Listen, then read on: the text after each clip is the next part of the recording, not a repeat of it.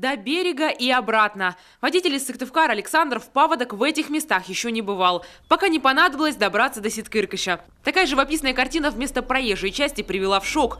Пытаться проехать по воде, признается, не будет. Его легковушке подобные приключения не по зубам. Мне надо туда обязательно пробраться, все, не могу ничего сделать, стою, жду.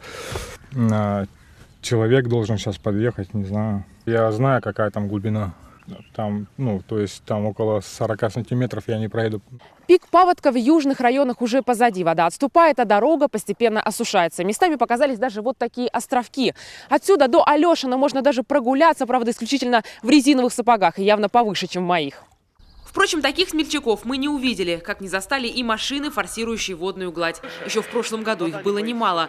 Плавали в основном на внедорожниках, но и они нередко ломались. При попадании воды в двигатель может случиться гидроудар. О нем водители Ситкыркыша знают не понаслышке.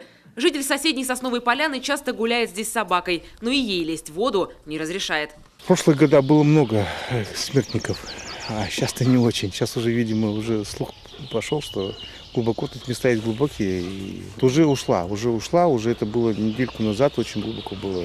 Даже экстремалы побоялись бы солнца.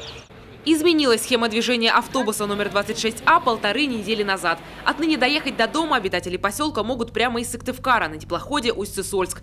Условия комфортные, но пассажиров они особо не радуют. Время в пути увеличилось вдвое. Плыть нужно больше часа. Плюс в час пик мест на всех не хватает. Рейсов очень мало. Он не успевает туда и обратно свозить людей.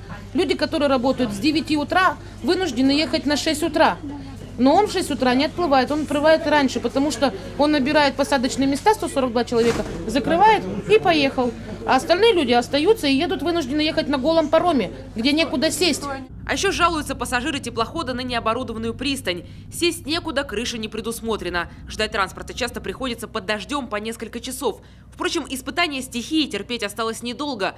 После спада воды движение автобуса будет восстановлено, а по прогнозам произойдет это совсем скоро. Таисия Жакова, Олег Юшков, телеканал Юрган, Сыктывкар.